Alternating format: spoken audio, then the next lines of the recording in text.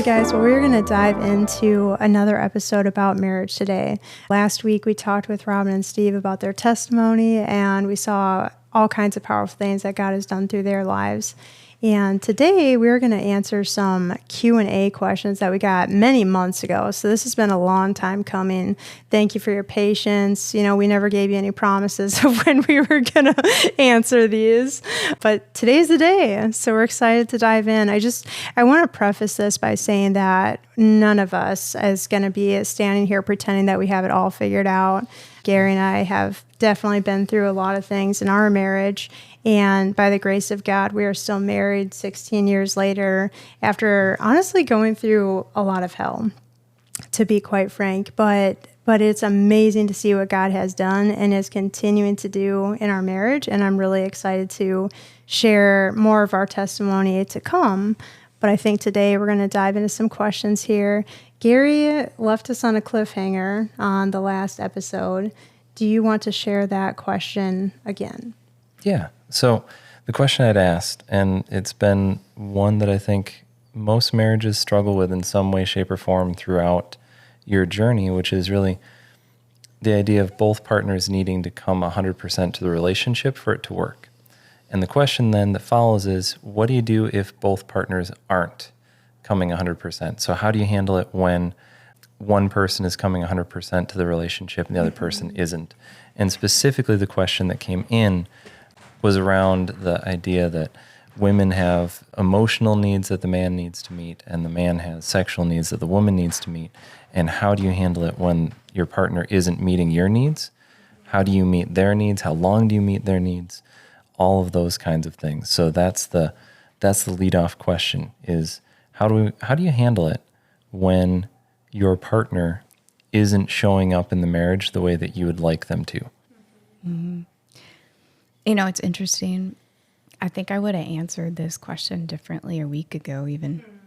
The Lord just started talking to me a lot about this question, and even in the last 4 days.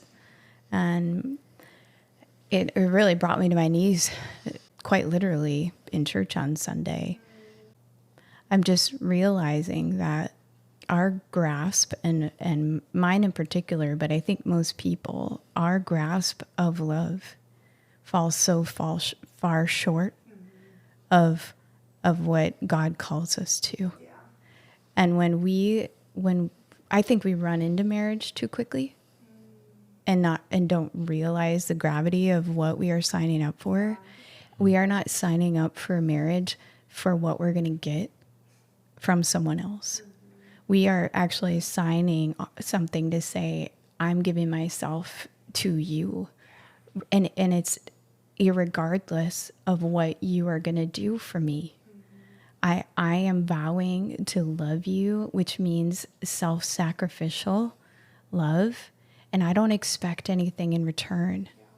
What's hard is when we're human and we have flesh needs, you know, whether that's sexual or emotional or whatever, these things come up and we feel like our tank is not filled. And then we feel like something unjust is happening right now. But when you take a minute and you think about what, you know, it's hard for us to imagine, but what would it have looked like if Jesus would have married? I can't imagine him ever saying, you know, you're not fulfilling my sexual needs, so we're going to get a divorce. You know, or you're not meeting my emotional needs, so we're going to get a divorce. Mm-hmm. Like, that's just not what love looks like. Yeah. And we need to be able to get whatever we need filled exactly from the Father and pray with the intention of, like, when we're praying for our spouse, praying for them in such a way that it's not, I want them to change so they'll fill my needs. I want them healed. I want them whole, because they're not. Whatever's keeping them from engaging in this loving relationship and sacrificing themselves, I mean, they don't understand love. And they need to understand what love looks like. And I need to pray for them to be healed and whole, and that I can be fine regardless of where they're at. And I'm just like realizing like, whoa, I am not there yet. Yeah. And it was just this gravity of like, I need to know this kind of love. Mm-hmm. I That's need so to, crazy. I need to walk in this. Yeah. I need to understand this. This is our call.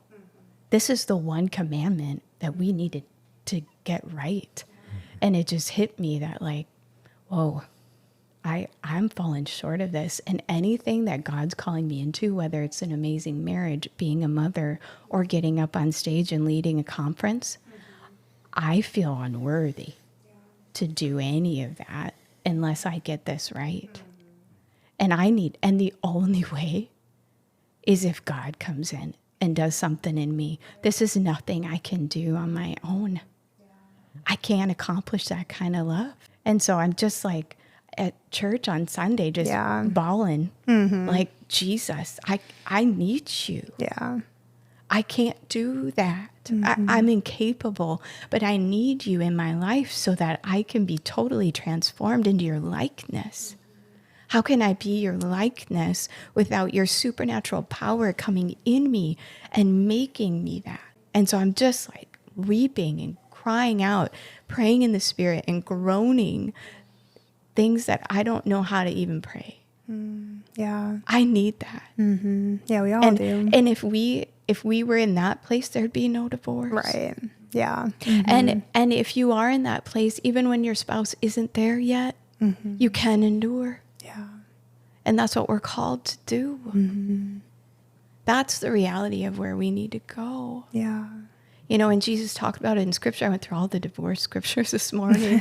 I'm like, Lord, I'm just want to... It's a little light reading. Yeah, I was like, let's read through. What did Jesus say? You know, and he's like, you know, because the Pharisees... It's so flippant these days. Yeah, the Pharisees would come at him trying to like trick him, like, what do you say about what divorce? What does God say about it? You know, and he's like, he said, you become one.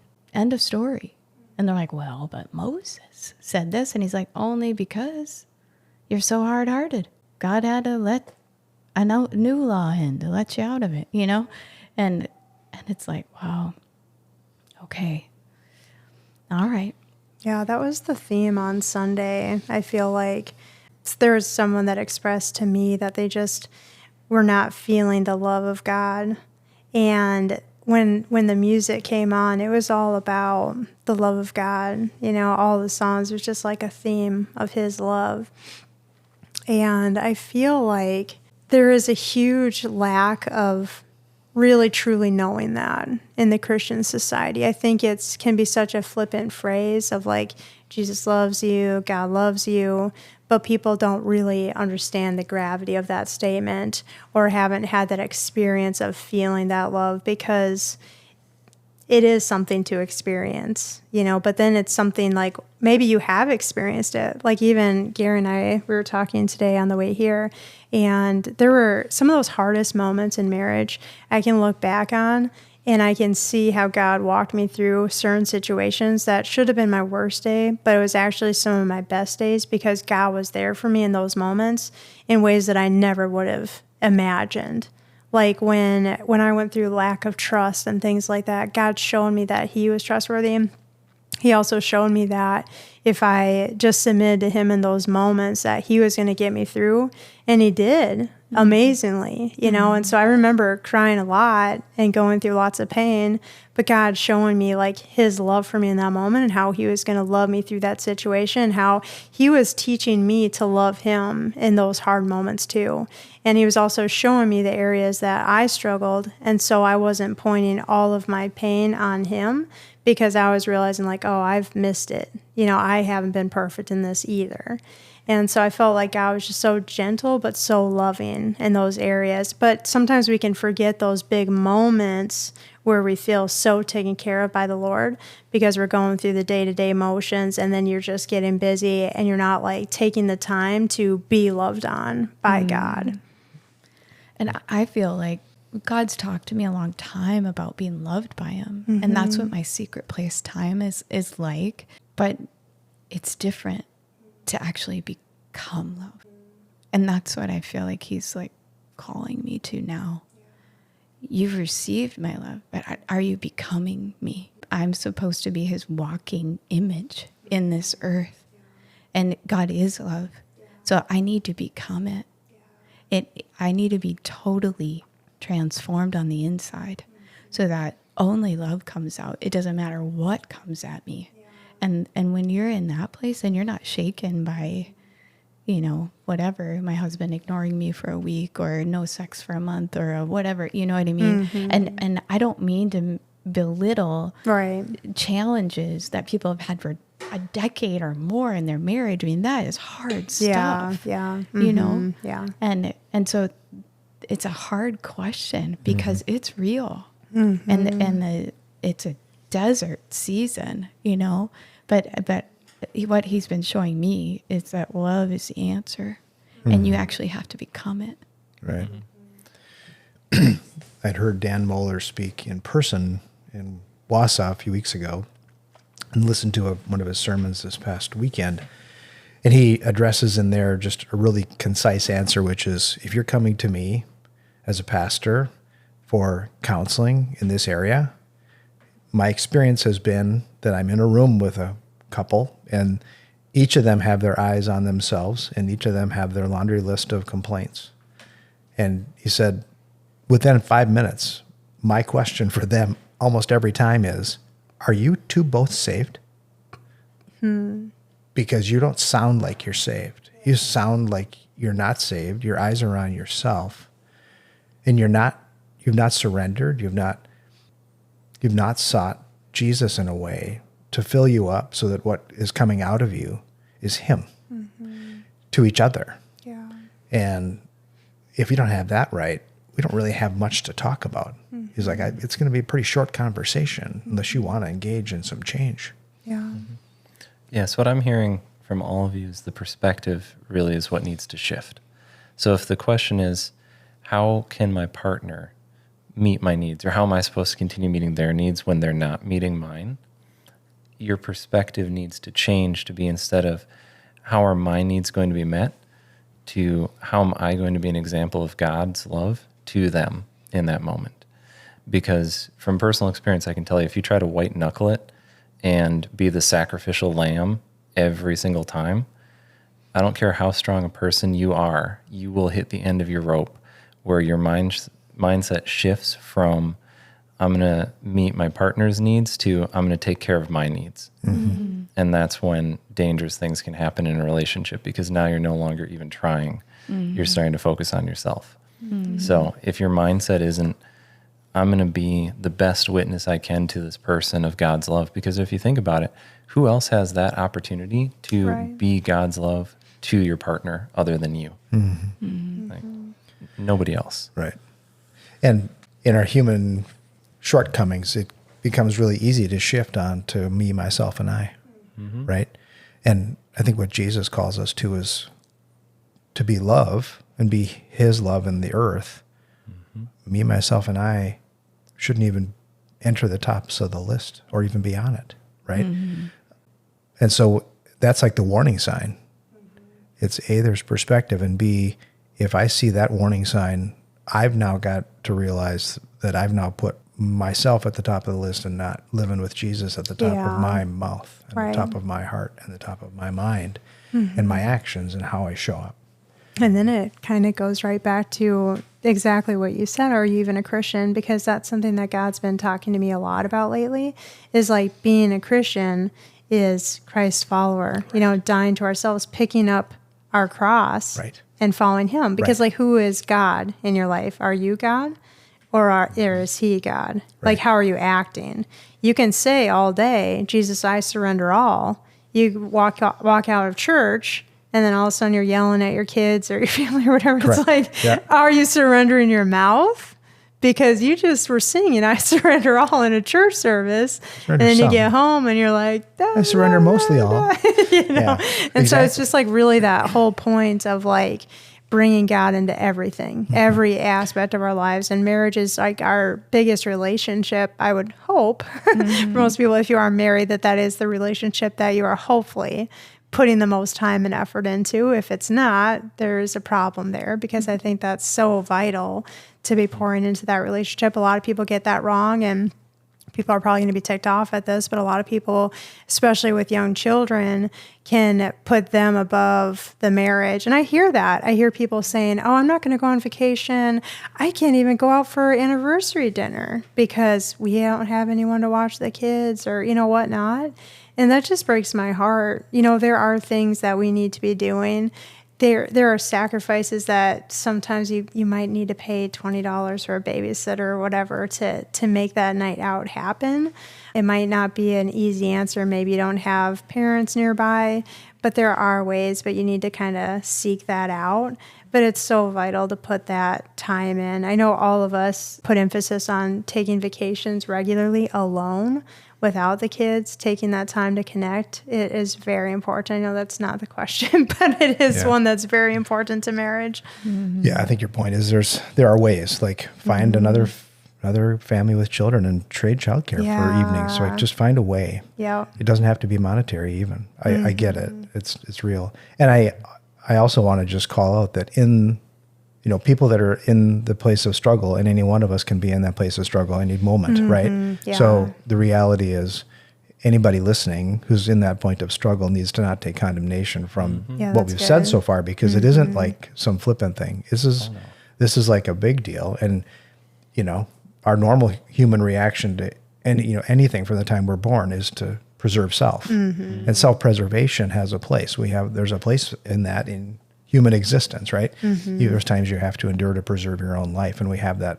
naturally wired in us. Yeah. The key is to be able to put that under subjection to our will to make sure that we have the right alignment, right? Yeah. So I want to make sure people don't take condemnation, because this is not like some flippant answer. Yeah. I mean, you brought it up in a beautiful way, Robyn, that this is not some small thing. On that note, I do feel like I have to hit on marriage books for a second, because this is one of those things that, like, when you don't have the mindset of being God's love to your spouse, which I did not have for a long time, and you're in more of a worldly mindset, even in a trying to justify it to yourself mindset, like, I'm doing the right thing.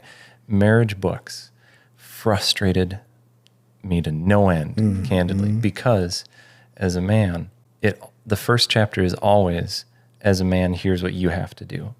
And when you're the man and you're feeling like your needs aren't being met, it's like, why is it always I have to sacrifice myself first? So I know exactly where this question is coming from, because I've been there so many times. And you can push through, but until God works in the relationship, it doesn't bear fruit. Because when I did it on my own, all I got was years of me sacrificing myself. And I didn't get anything in return, because I was looking to Monique to fulfill my needs, when really I needed to be looking to God to fulfill my needs. And I needed to be looking to finding a way of building our relationship to be focused on God, so that way we could actually be working together instead of working against each other, which is what it felt like at times. And marriage books, I love marriage books. I love the content they have in them sometimes, but good heavens, they don't stress that enough at the start, that it's all about a perspective. Because when they stress just the different needs that each person has and how they need to be met, all it does is set you up to be resentful when you read through saying, well, I'm doing all these things, but the other half isn't doing it for me. So marriage books are good, but they have to be tempered with perspective, because if they're not, all they do is build resentment. Right. It's great. It's a good point. I think that's 100% true. It makes me wonder, doing the Rolodex in my mind of how many Christian marriage books we read through that talked about needs being met. And it's like, oh, that's not actually a Christ perspective at all, you know?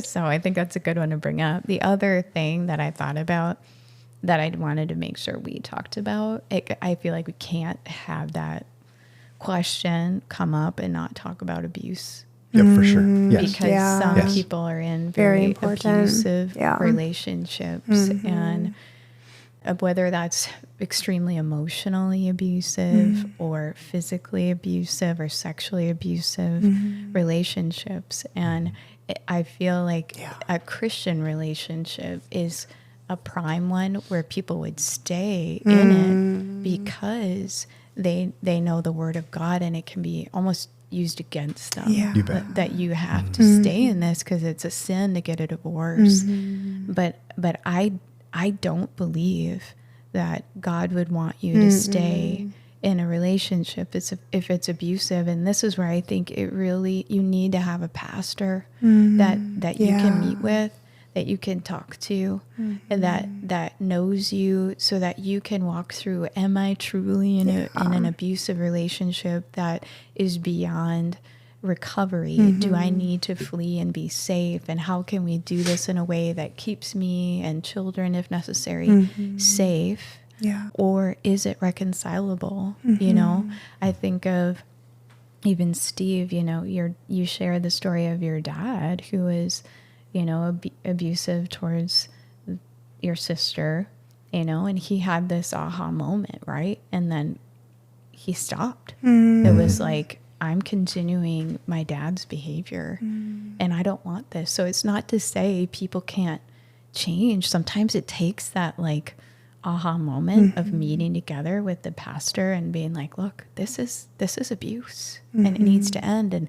And for some people that might be enough to be like, you're right and I need help. Yeah. But you need a pastor who knows you and your husband and people around you, because you could have that kind of conversation and not go well. And then you don't want to be sent home to more abuse, right? Yeah. So there's just so many nuances to this. But I wanted to make sure we left room for that, because Definitely. I really don't believe that Jesus would want people to endure that. Yeah. No, that's important. And, you know, beyond meeting with pastors, which I think is super vital, but also meeting with counselors if it's not to that extent of like abuse, but just like normal everyday things that people go through, you know, seeking counsel. I think Gary and I have done that, you know, at different parts of our marriage, and it was extremely helpful. Like God really worked in our relationship. We used to fight regularly, and I feel like we barely argue anymore. Yeah, we still do, but the frequency has gone down dramatically. Like the things that would set off an argument have gone down dramatically. I think, though, this is a perfect transition into the next question, because what you guys are talking about already leads into it, which is, and I'm going to hand this to the ladies first, and then Steve, you and I will get a chance afterwards, because I'm going to add an addendum to the question. Excellent. Oh, wow. So Okay. the I feel like I'm question being set was, up. how do you submit to your husband when he's failing to lead? So when you're unequally yoked. And the addendum I'm going to add to that is for the male's perspective, and I think this would be good for everyone to hear also, because it's the question of, how do you continue leading when your partner doesn't want to be led? Because unequally yoked goes both ways. It's not just, hey, husband's not doing his job. There's a lot of that out there, but there's also times where the husband's trying to do his job, and it is the hardest thing in the world to try to lead somebody that does not want to be led. Yeah. And same with to submit to somebody who doesn't want to lead. So Yeah. with that, I'll hand over to the ladies. I think that's a great question. And I think the word submit probably prickles up a lot of people. Definitely. You know, and I think just because it's been misused, you know, it's kind of been used like a weapon. Yeah. You Very know. much so. Yeah. So I kind Well, of it sounds like a slave, right? A little bit, Yeah. like submit to ownership or yeah, and I think the enemy has actually just twisted and used Totally. that word to 100%. misrepresent what the Lord was saying. yeah. And I really think, for me, I don't, when I read that scripture, I don't even have the word submit in there. It's like honor, respect.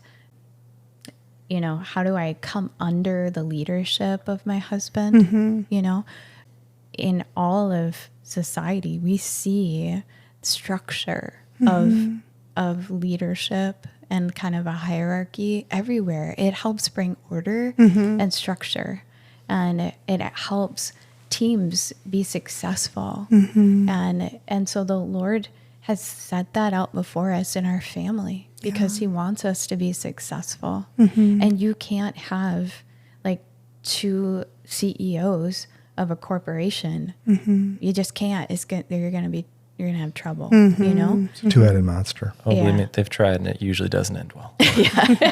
And so the same is in marriage. And I think sometimes, especially nowadays, where we have this like women's movement, you know, it's like we have to fight back against this, you know, and really God's perspective is so beautiful, because I love living in Ephesians where it really beautifully lays out God's vision for the whole family, not just marriage.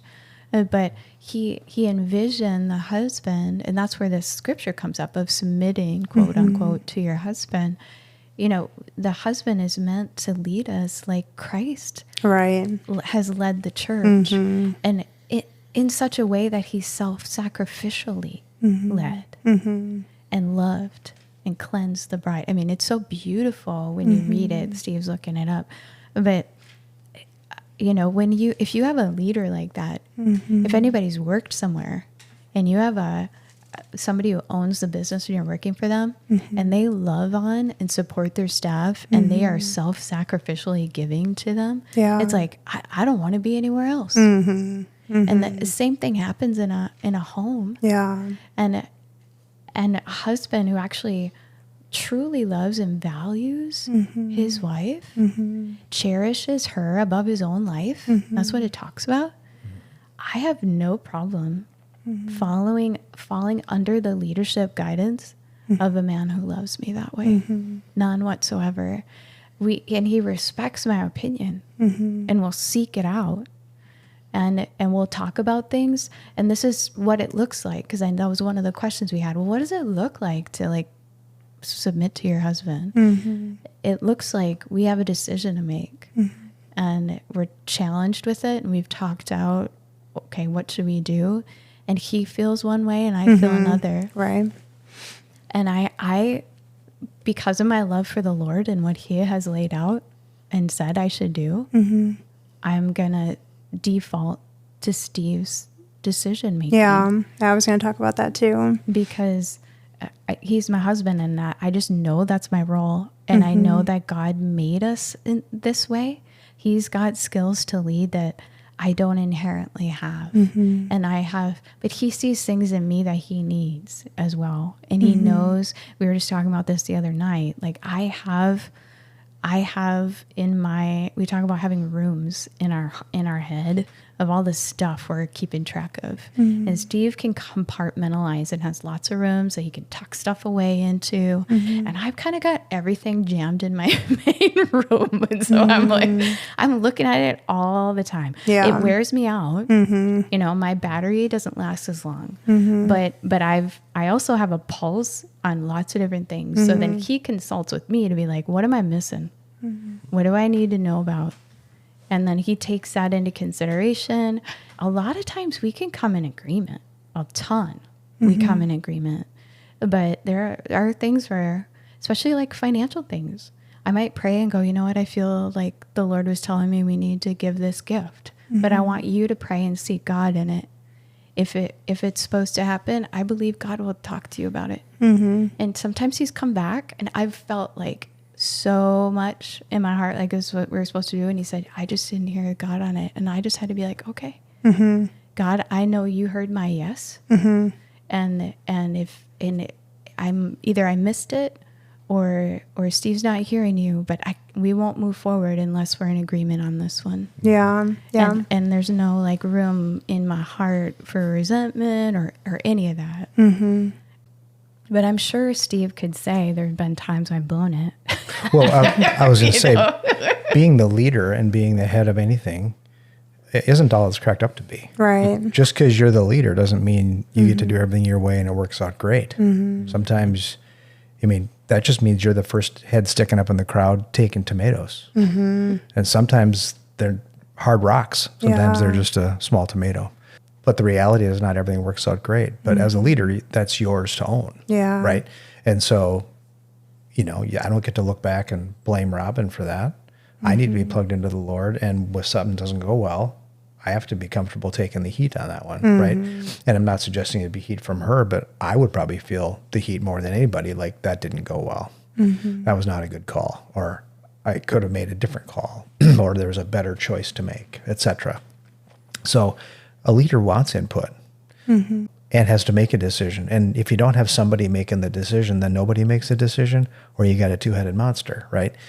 And so to be able to make productive decisions and move forward, sometimes being the leader means you have to make the call. And, I don't always like that. Mm-hmm. That kind of goes back to going into these marriages really young. I think a lot of people don't get the kind of counsel that potentially they're making faces over here. Should be videographed, so you know? Yeah. Well, we did. I know. I was I know 22 and Gary was 20. Mm-hmm. And I feel like people go through counseling, but sometimes it's not maybe as intense as it could be to kind of equip you in these areas. There's so much that you just don't know.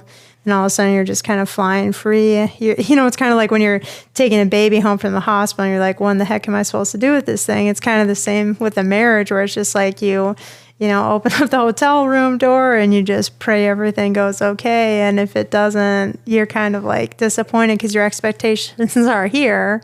And then it's actually like this, like way down here. And it's like, oh my goodness. Where's the manual? And I guess the Bible is the manual, right? Right. But it doesn't tell you what to do with the crying baby at 2 a.m. and you're sleep deprived and it's exactly. Not good.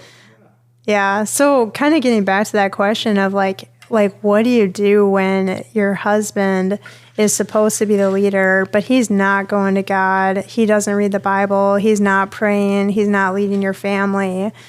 What do you do in that situation when you're trying to seek God for your life? You're trying to take that time in the secret place, but your husband wants like nothing to do with God or spirituality. Then what? It goes back to the very first thing we started talking about. Mm-hmm. This is where you need to take care of yourself spiritually, mm-hmm. and pray earnestly to your Heavenly Father, mm-hmm. on behalf of your husband. But the heart of the prayer can't be, I need him to be a better leader for our family. Yeah. And I need him to know you. It has to actually be a heart cry of compassion, mm-hmm. of love, of saying, God, I want to see this man the way you see him. Mm-hmm. Help me love him the way you love him. Yeah. And let my life actually be a walking testimony of who you are. Mm-hmm. Because that's how you're going to have a chance of him coming to meet Jesus. Because it's probably going to be looking in your face. Yeah. And if you can't do that, and it's all about, I need him to change for me, it's going to be a long journey. Yeah. And that's hard. That's a hard answer to give, but that's the reality. Yeah. And Dan Moeller, part of his testimony was he talks about how he was just a mean, horrible jerk. Yeah. For years. And his poor wife was praying for 13 years for him to change. Mm-hmm. And then they finally said, forget it, and we're going to get a divorce. And then suddenly, 7 months later, he comes to Jesus, mm-hmm.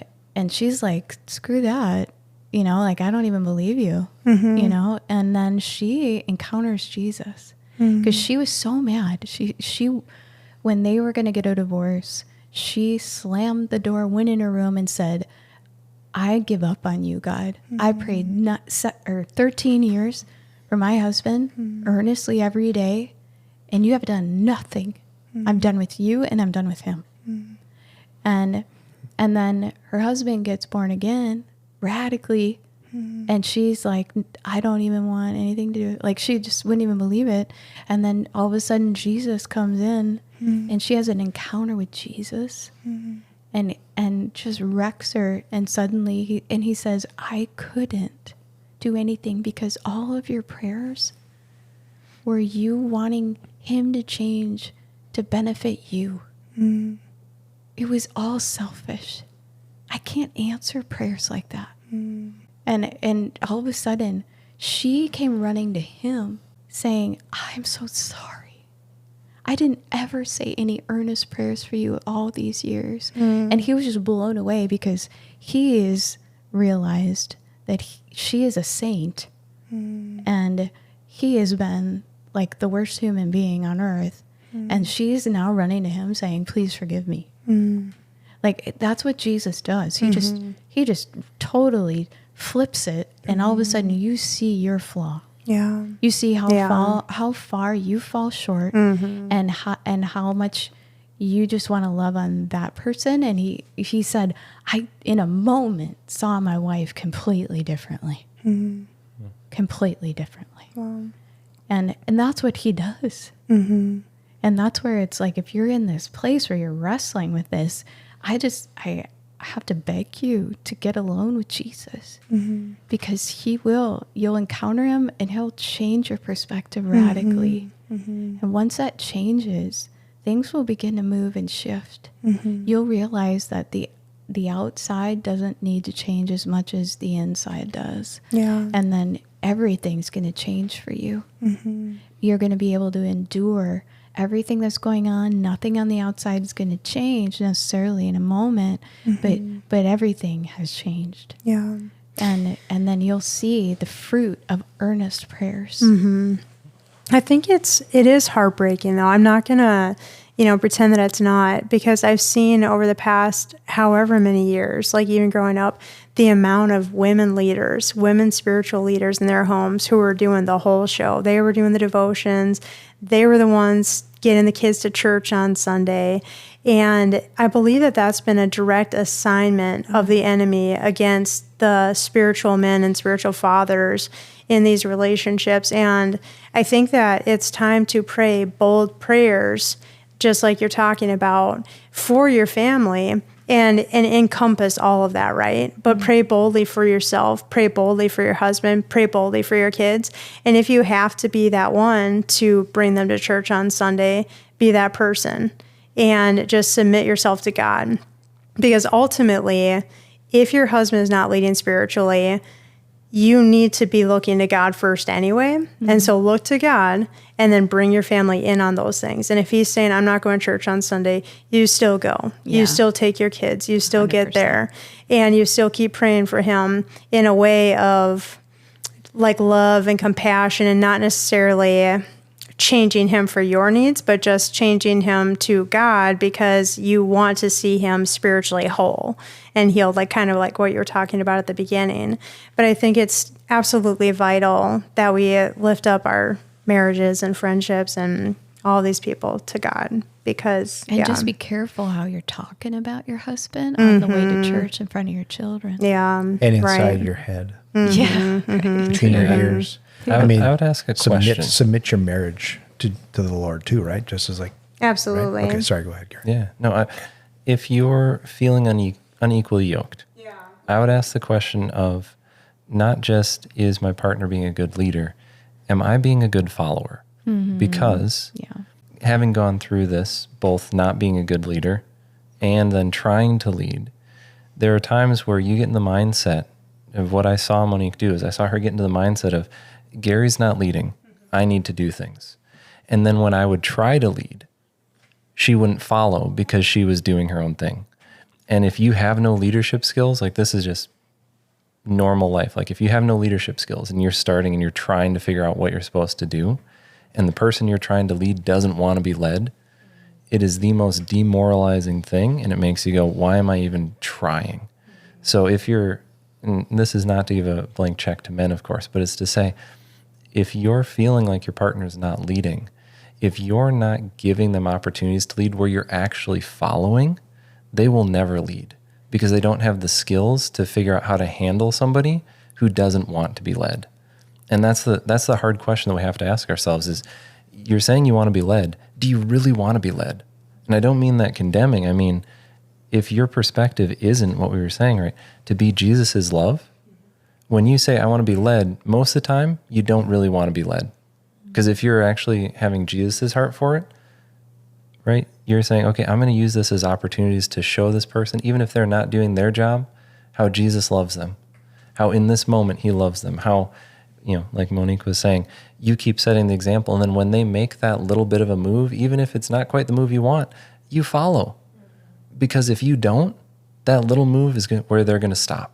They're not going to grow past that until they have an encounter with Jesus. And so that's why I say you got to ask yourself that hard question. What are my motives? And actually, not only are they doing their job, but are you really doing yours? And I mean that for men too. You got to really ask yourself, am I leading properly, like Steve was describing, like, are you leading sacrificially? Are you leading with a Jesus heart and an example where it's not just my decision because it's my decision, but because it's how am I supposed to show Christ to my wife? It goes both ways. Right. And it's all about perspective. Yep. Am I making decisions that I'm willing to answer to the Lord about someday? Yeah, exactly. Maybe sooner, maybe on the final day, but you're going to answer, right? Right. And whether you're married or single, men need to lead. And so whether you're in a marriage that's great, you're in a marriage that you're struggling, whether you're single, if you're not thinking and acting and behaving like a leader, then you're falling short, because God calls men to lead. And he calls women into leadership positions as well. So I'm not saying that that isn't true for women, but when you're into that men leadership space, right? You need to come in thinking like a leader and be present like a leader. And as we think about men's group stuff and the topics we've been sort of talking about in the background, every man needs to be, from every young age up, needs to be thinking and acting like a leader. Mm-hmm. And I heard a really great comment today from Jocko Willink on a brief little 9-minute podcast I listened to. And the question was, what about the people who are in a sort of a team player role, who enjoy the task of doing? And when we ask them to step up to leadership, they don't want to go to leadership because they enjoy the doing. And he said, his answer was, everybody at every position, no matter what level you're at, is a leader and has to act like a leader. So leadership is a skill set, and it's a set of traits, and it's a set of behaviors, and it's an accountability that everybody has to have. It is a discipline, and you need to develop that in people. And whether they're in a formal leadership role or not, if you're working in the machine shop and you're taking care of Humvee engines, it doesn't matter what your role is as a rank private, you're a leader. And so we need to start instilling leadership in people and expectations of it and support for it and rewards for it, just acknowledging it. It's a really broad piece that people like to step away from, I think, because it's taking accountability for the results, right? It's easy to say, I don't want to have any part of that. That's a lot easier, but that's not real. I do think it's been, for the last, I don't know how many decades now, the enemy's plan to really take men out of families, to take them out of that position of seeing or even knowing what does a father figure look like? What does a husband look like in a family? He's just kind of taking them out. And I believe that God is on the move right now, really instilling this heart in men to come together and actually champion one another and learn, encourage one another, and learn what does it look like to be a leader and a Christ follower, and how can we support one another in doing that? And I know that there's a men's group that started at Love Church, but I believe it's bigger than that. Mm-hmm. I believe this is like a wave that God is doing right now, because it is so needed. Mm-hmm. It's so needed. Yeah, and if you just look in the media, you look at all the movies, the TV shows, just look at the way they stereotype roles, and just look at the roles that are being stereotyped around men, especially, but in any role. Mm-hmm. But you look at that. And that's been for decades. Right. Look at any sitcom. Right. Yep. The dad's always a ding dong. Absolutely. Yeah. Mm-hmm. Yep. If there is one. Right. Mm-hmm. Yeah. But every male role is just knocked down. And so there's a definite move afoot, and it's all Satan. It's the devil working hard to just destroy. Because again, what he does is steal and kill and destroy. And if he can steal and kill and destroy this, I mean, we know the biggest threat to Satan on this earth is families. Mm-hmm. So especially in families, especially in marriages, especially in parenting, if he can get in there to mess with us and help us not be together, it just helps him. I think back to the Screw Tape Letters, right? I mean, it's an old book by C.S. Lewis, but it's a great example of the way that Satan works on the regular in the real world. And some of the stories are dated because it's written in the 40s, but the reality is there's nothing about any of those that aren't relevant to this very moment in time. Mm-hmm. So, since you mentioned the Screw Tape Letters, I have to, one of my favorite quotes from, I believe it was C.S. Lewis, which is why I'm going to say it, was he said that when he passes away, he wants the devil to throw a party because he's off the board. Yes. That should be our goal, right? To be Yeah. that when we pass on and go to Jesus, that the devil is happy because we're no longer in the game. Right. And yeah, I had that picture the other day too of Jesus, right? He rises on the third day, right? If they'd have known the game plan and the fact that they'd lose, they would have done everything to make sure he never died, right? And so, it's so good. When you were talking about everybody as a leader, and we're all called to leadership, and I believe we are. And I think the same is that we're all called to submit. And husbands, part of, I think, that challenge of being a good leader for our family is actually learning how to submit to the Lord. And we as wives need to do the same, and as single people. We need to learn first how to submit to God. When I learn how to submit to God, it makes it very easy to learn how to submit to my husband, because ultimately I'm doing that because I'm submitting to the Lord, right? He's made it very clear what the ranking order is in decision making, and I submit to his authority over my life. So therefore I submit to my husband and his decision making. And I think what can happen sometimes is maybe it can be a struggle. I can only imagine if you're married and you want to submit under the authority of your husband, but he hasn't submitted himself to God. And that can be a real struggle. And so I think we all need to learn how to do both and ask ourselves, are we doing both? Am I leading in the situations where I need to? And that might be at work or with my children or, whatever place God calls me to. He might call me to lead. But ultimately, I'm always in submission to him. And if you don't think you're in submission to somebody else, you're wrong. Right? I mean, certainly to the Lord, but even in the natural. Right.